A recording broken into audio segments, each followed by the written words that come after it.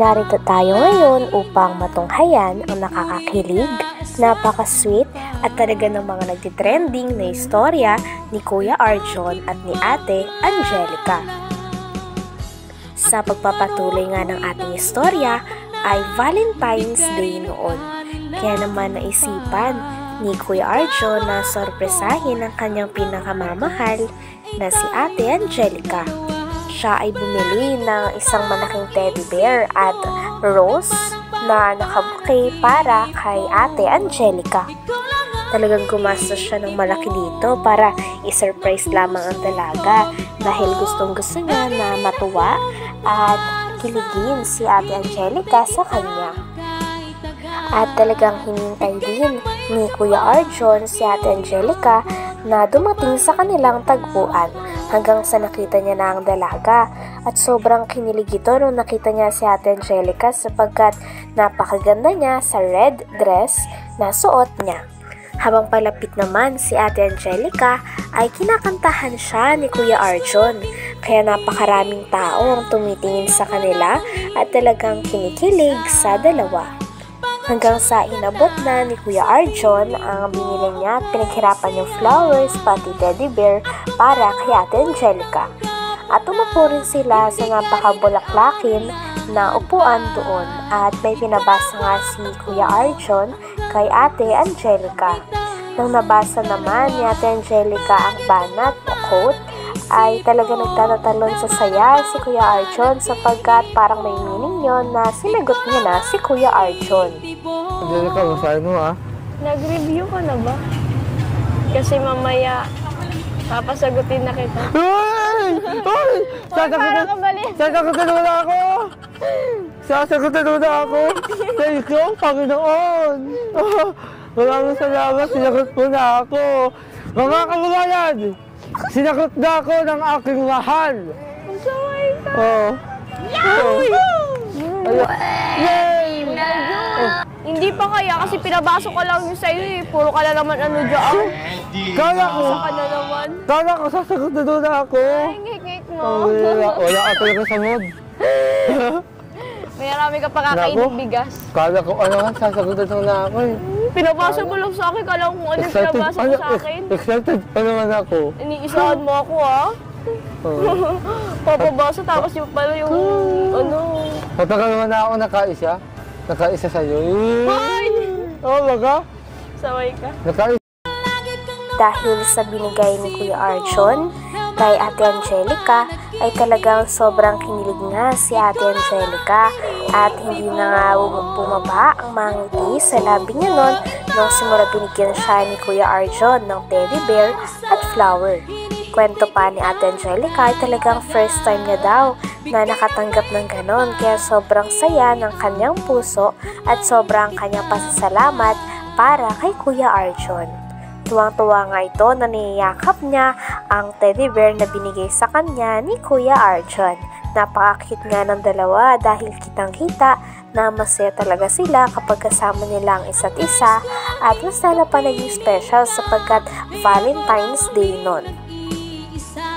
Pagkatapos naman nun ay dahil umupo nga sila sa bulaklakin na stall ay marami na ding nakwento si Ate Angelica at Kuya Arjon sa isa't isa tungkol sa nararamdaman nila noong araw na yun. At bigla na nga lang na naiyak si Ate Angelica kay Kuya Arjon. Ang kwento naman ni Ate Angelica, kaya daw siya naiyak sapagkat first time niya daw talaga na makatanggap ng ganon kaya sobrang saya ng kanyang puso. Grabe nga ang iyak nun ni Ate Angelica. Buti na lamang ay nandun si Kuya Arjon upang alalayan at patahanin ang dalaga. Talagang naiintindihan din ni Kuya Arjon kung ano ang nararamdaman ni Ate Angelica. At pagkatapos naman nun ay kinwento din ni Ate Angelica na hindi lang daw siya naiiyak dahil sa first time niyang makatanggap ng ganon. Naiiyak din siya kasi marami din daw siyang problema na pinagdadaanan nung araw na yon. Dahil kailangan na nga magpagamot ng mama niya dahil may sakit ito sa puso.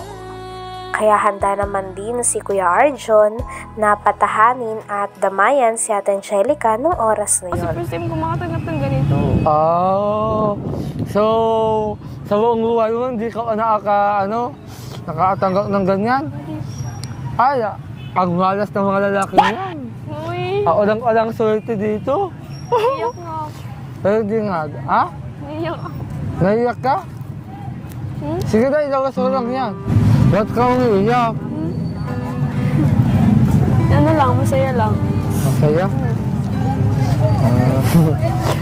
Masaya ka ba? O sadyang nadinayaan kang uli, ha? Sabihin mo lang, baka makatulong ako. I will help you. Wag mong idaan lahat sa iyak. Wag mong idaan sa iyak. Ganito.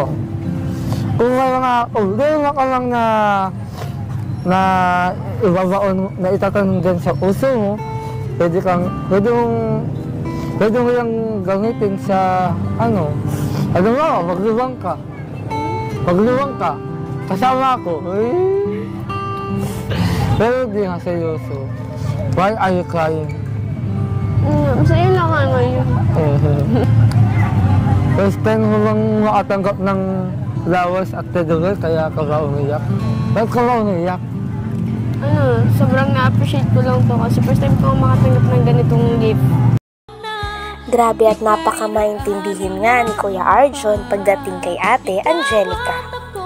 Talagang kino-comfort niya nga ang dalaga habang naiyak ito at sinasabi na ngayon man ay may pinagdadaanan siya pero for sure, mawawala din yan at magkakaroon din yan ng solusyon someday. Kaya naman para mas gumaan din ang pakiramdam ni Ate Angelica ay dinala din ni Kuya Arjon si Ate Angelica sa fountain at sa park kung saan tumambay muna sila at kinantahan muli ni Kuya Arjon si Ate Angelica. Tuwing kinakantahan nga ni Kuya Arjon si Ate Angelica ay talagang kinikilig ito. At may mga bata din doon na talagang nakatingin sa kanila. Sabi nga ng mga bata ay parang gusto daw nila si Kuya Arjon at sabi naman ni Kuya Arjon ay huli na daw sapagkat ang gusto niya ay nag-iisa lamang kundi si Ate Angelica. Pagtapos din ay pumunta na rin sila sa kanilang kakainan at nag-order na nga si Kuya Arjon. At nag-start na nga silang kumain, ngunit bago yon ay syempre hindi makakalimutan ng dalawa na magpasalamat sa Panginoon. Kaya naman nagdasal muna sila. Pagtapos ng kanilang pagdadasal ay todo kain na nga ang dalawa at napakasaya nilang dalawa sapagkat nabusog na naman sila nung magkasama at nasulit nila ang araw na yon. Ano? Nagluluha ka na naman. Hindi. Inantok kasi ako. Inantok ka? ako sa agandahan mo. Pag-jowa na kayo. Pamili na kayo sa dalawang yun. Pamili na kayo sa dalawang yun. Ikaw nga yung gusto nila, Arjun. Paano ba yan? Ha? Di ba sila... Ako ang gusto nyo? Oo. Sorry, sana ang gusto ko.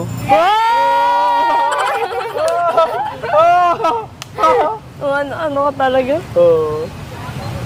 Unahan lang kasi yan. Wow! Unahan ng kung sino ang mauna sa aking babae, yun ang panalo. Ang dami na nga dumaan sa yung babae. Kaya lahat sila, iniluwan ako. Ay! Ikaw lang ang hindi. Ano yan? Sabihin mo lang, kahit patuloy kong mahalin. Sorry. Puto ka nga. Sa huli ay nagpasalamat nga si Kuya Arjon at si Ate Angelica sa mga taong patuloy na sumusuporta at nagmamahal sa kanila, pati na rin sa mga tao na talagang nag-aabot ng suporta para sa kanilang dalawa. Sobrang na-appreciate daw nila at sa huling bahagi nga ay talagang napaka-sweet nilang dalawa sapagkat sumasandal pa si Kuya Arjon kay Ate Angelica at sobrang tawang-tawa din silang dalawa. Kaya dito na rin nagtatapos ang vlog na yon. Hanggang dito na lamang muna ang ating nakakakilig, napaka-sweet at talaga namang napaka-trending na love story ni Kuya Arjon at ni Ate Angelica. Maraming salamat sa inyong panonood. Hanggang sa muli. Bye!